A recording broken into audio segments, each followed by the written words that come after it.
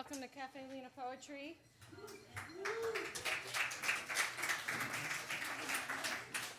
So my biggest job for the night is to not touch this and use this mic, so I did it. So let's give a round of applause to me. I started out on the right foot. We have Darcy Smith as our featured poet tonight. Yay! We're excited about Darcy Smith. I'm waiting for the lights to dim. I don't feel like I'm really on stage with the lights that bright. All right, we'll carry on. I'm going to start the night. Oh, there we go. Yay. I'm so happy to see you all here. This is such a great crowd, and we have a lot of good open mic people. So thank you for coming out. We're nothing without you. I'm going to start with a poem by Susan Jeffs. She was our featured poet last month, and I've been reading her book since then, and every poem is a little bit of meditation and quiet and centeredness. And I've known Sue for a long time, so I wanted to share one of these poems with you. This is called The Nature of Quiet.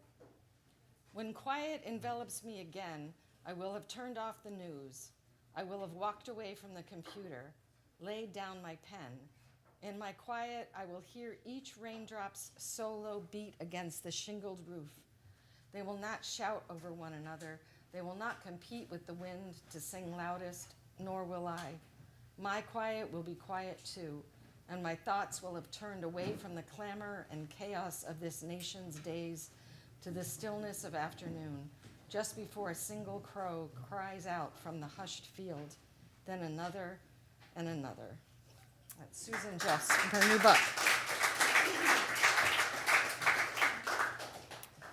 So Darcy Smith is going to read from us tonight from her very new collection, River Skin, which was published by Fernwood Press. She has copies in the back for sale that you can purchase on the break or afterwards. She's also going to read from a forthcoming manuscript, which centers around mental health and extends to family, substance abuse, and loss. She's won some nice poetry prizes. She's won the Please See Me Mental Health Poetry Prize and the MedMike Poetry Prize. She is a sign language interpreter, and on her website, which is darcysmith.org, you can see some of her ASL translations of her work. And I just want to read a brief blurb from the back of her book by Nick Flynn. These are poems of invocation, poems about nothing less than the way memories can swirl like a tilt-a-whirl, making what was blur and overlap.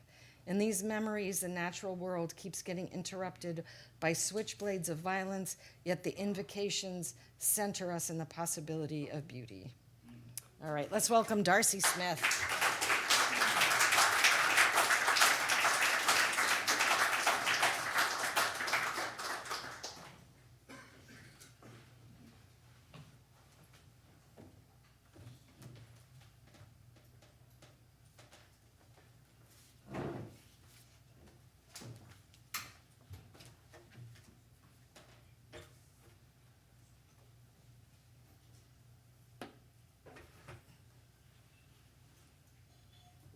Hello, everyone.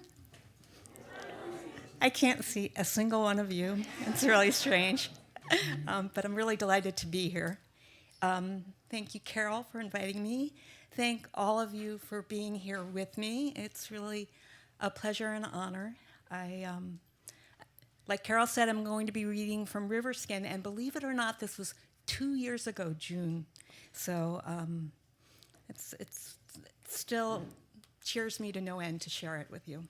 I'm going to start tonight with a poem about mothers, and I'm going to end. We're bookending around mothers. Mother's Day's coming. Maybe that's what it's about. I don't know. This first one is a form, so you'll hear repeated lines that are after James Schuler, and we'll leave it at that. It's called Loose Gravel. Oh, you know what? We're not starting with loose gravel. I apologize. We are not starting with that.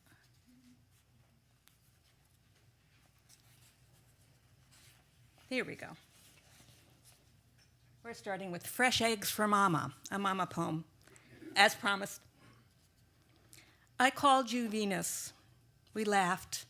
Applied deodorant to the thin of your world. Pillows propped a pasture of hens. You wore 89 degrees and nothing more because at 92 you give in to my basin of soapy water. Another pair of underpants soaked, though the cushions dry fast enough. There's a hornet in the room, and one of us will have to slap the screen door shut. Strands of our grays, dead wings stuck like an ice pack, I shimmied into the angry splotch again. I can't eat your demands, grinding gums. I floss the edges of a windless night, and even politics taste mild. Your accident cried me here without a poem because I knew you wouldn't like the smell. There's a hornet in the room, and one of us will have to warm your broth. Crooked straw and pills to pull the pain up a long forgotten rope hung from the maple. I count drips of daylight. Your eyes make watermarks, each inch of me stamped. I lift you to the toilet, strained groans, we hold each other's armpits. There's a hornet in the room. One of us will have to go. Thank you. Thank you. My mom was a bit of a hornet, so she had a good long life though. She lived to 95.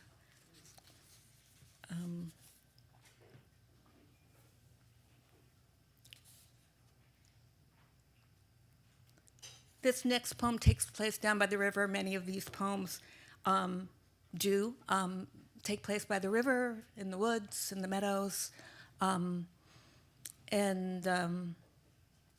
This one's down by the river. It's called Tossed. The still river rose that August evening. You lured me like a sunfish caught instead of trout, too small, tossed out. In court 2 years later, too much work to gut you. Too much work to remember which hand you used to open your switchblade, tore that night into two arms, into fury. Too much work to recall where the blood began, where my blouse ripped, where I wouldn't look. My eyes fixed like a fish hooked, gills silent, closing. I will never forget your rabid breath, your lashing tongue unwanted. No, they aren't yours. They're mine, held tender by the quarter moon. She churns you in fresh river blood, a 4-inch sunny. Your mud-cut breath lay narrow now upon this deck.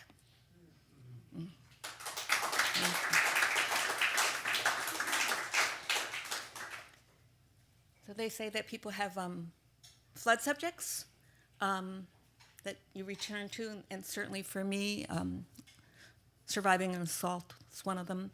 But somehow there's some great, beautiful redemption in recrafting the story. And this poem does that too. It's written in the voice of a woman who finds her wisdom and her freedom in the woods. It's called When the Ending Begins. I left your wall of waves to lay among young birches, spoon moss pillows, bed of ferns, no sting. Spring rains, my feet, fresh violets. I warned the fawn, don't sip from that empty well. When I kissed a pink lady slipper, she didn't ask. Thank you.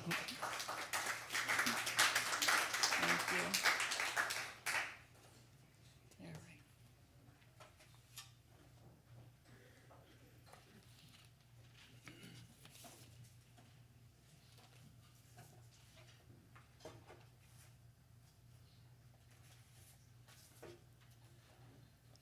So as Carol had said, my new manuscript in progress centers mental health and loss and addiction and family, and many of these topics also appear in River Skin.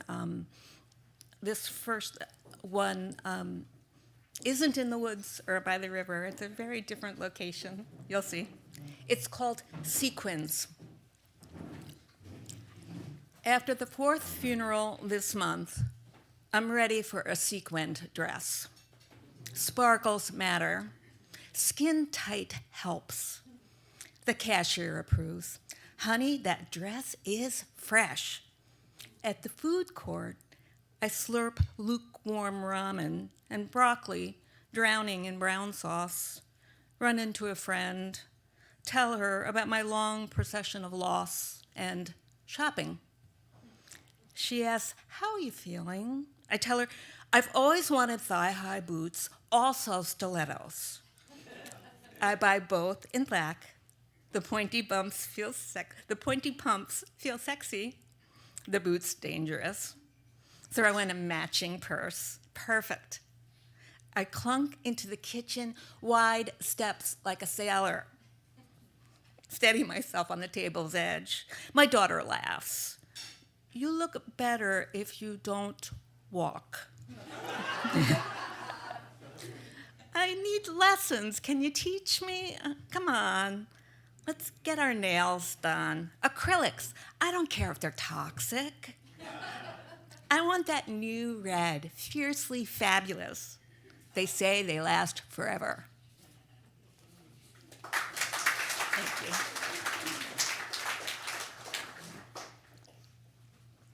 So many of the poems that center mental health are persona poems, and this first one imagines what a young person survived, and it is called Spin Particles, and I want you to see, I don't know if you can see because you're in the dark, but maybe you can. It's very narrow, and so narrow. I love when form follows function, function follows form, all that good stuff. Makes me happy.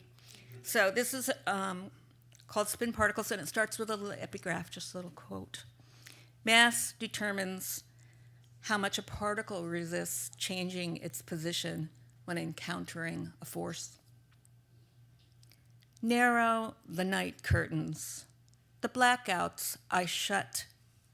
Mom made me learn to count each breath.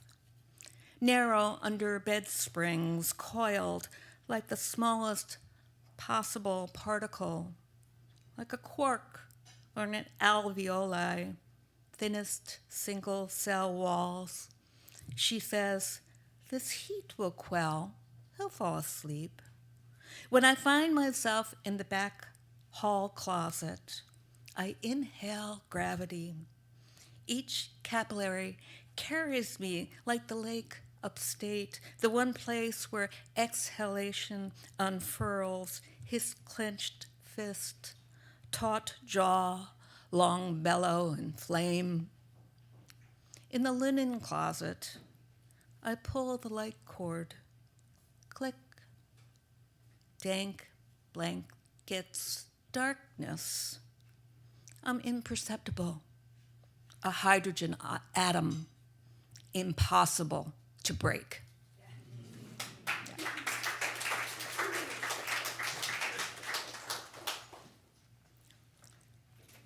So this next poem, I love that there is autonomy and a sense of redemption in these poems, and it brings me a lot of joy to share them with you. This next one takes place in a group home setting, and it's a person who's living in a group home who's talking to his or her social worker about rehab. It's called Rehab, Ice Cream, and Icarus.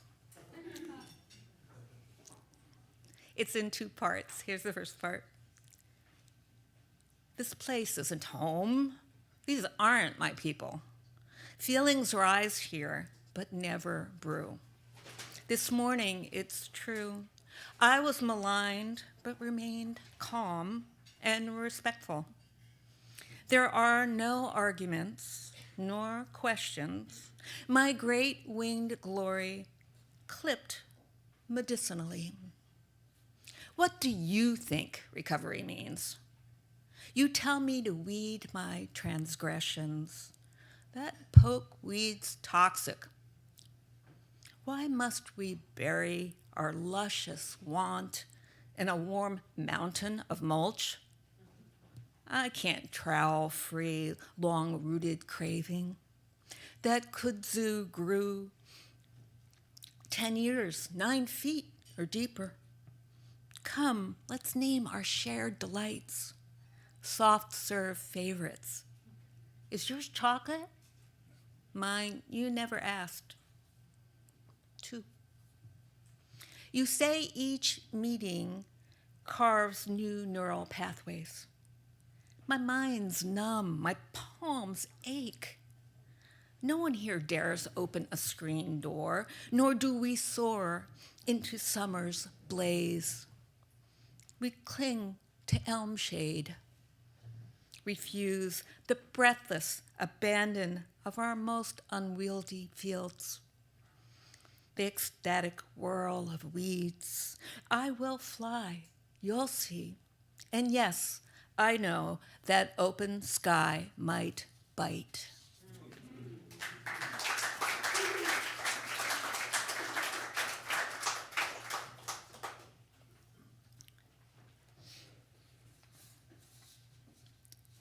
I'm returning to family here with this next one, but the concurrent themes continue.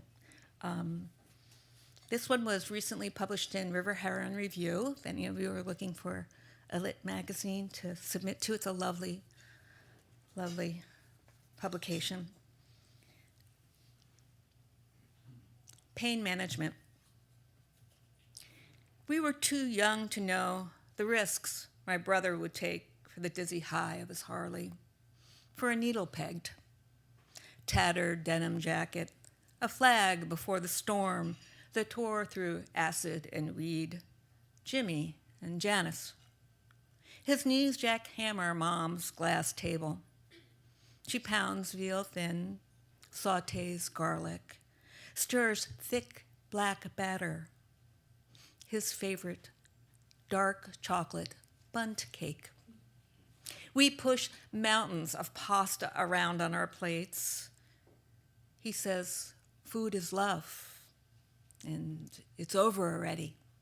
End of the line. Tumor pain sinks him, slouched deep in the couch. 3 days of doubled oxy. For Christ's sakes, can't you just give me a patch, bring me a water bottle, and a goddamn ice pop?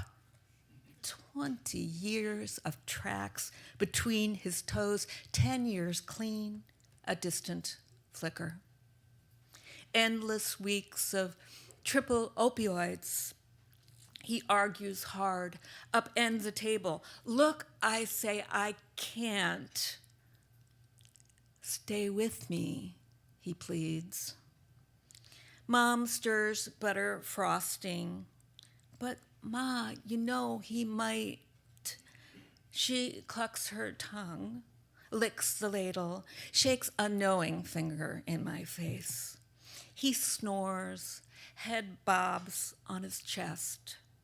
Half-eaten ice pop dangles, staining red drips.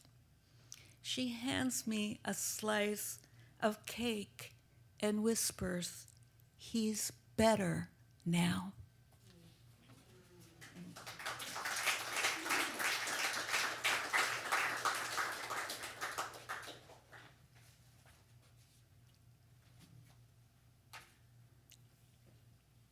Thank you for your kind attention. It really makes a difference. I'm returning to River Skin, and this time to my father. My father and my brother were a lot alike in many ways.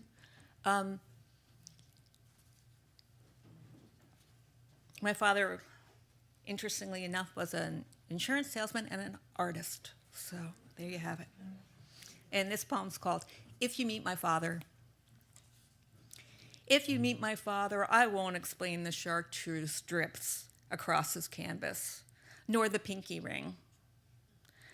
Do you see the salmon shirt he adores more than Pollock? And the socks he hunted all of Florence for, instead of gaping at the David? The perfect cashmere orange pink. I won't explain his need to match, nor his love of a well-built sandwich. Did he give you a nickname yet? When his heart hates your tag, he won't care to change it or you. And when I say, hey, Dad, you have a guess, so just don't swear too much. For you, he says, I can fucking do that.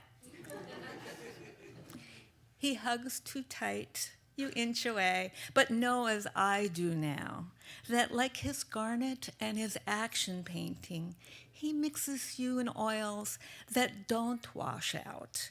You are the frying pan, roast beef on rye. You are his Pollock, his extra mustard, perfect salmon matching socks. You are his David, clad in cashmere.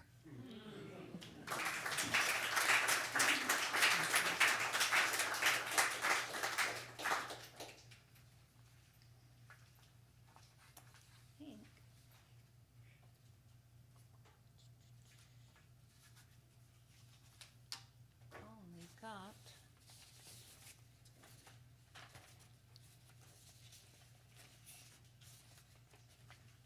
Yep, just one more to go.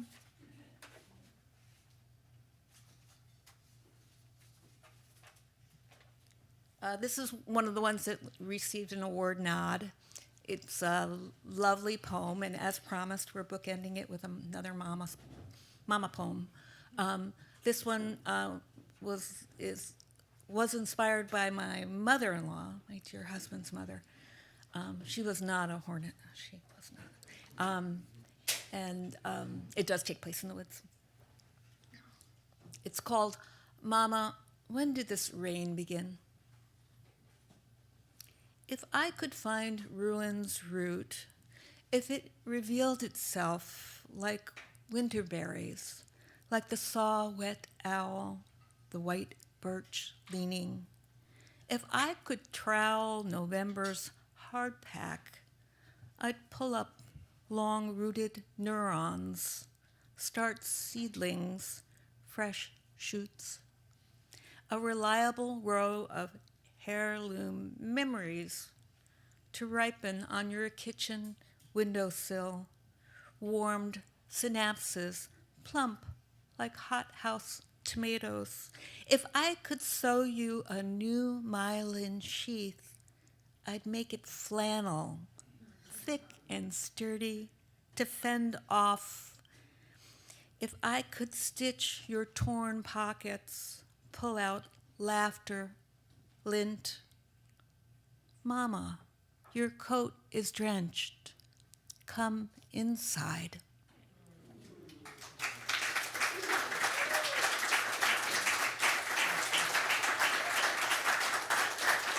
Thank you.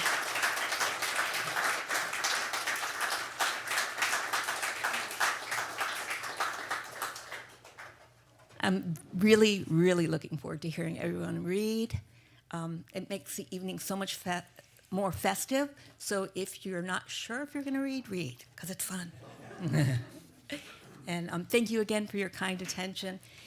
If you get a chance to take a look at my website, the ASL translations are a lot of fun. They're done by a deaf poet. You don't need to know American Sign Language to appreciate the work that she's done translating 3 of my poems. Yeah, and that's it. I'll be out front later on, and thank you again.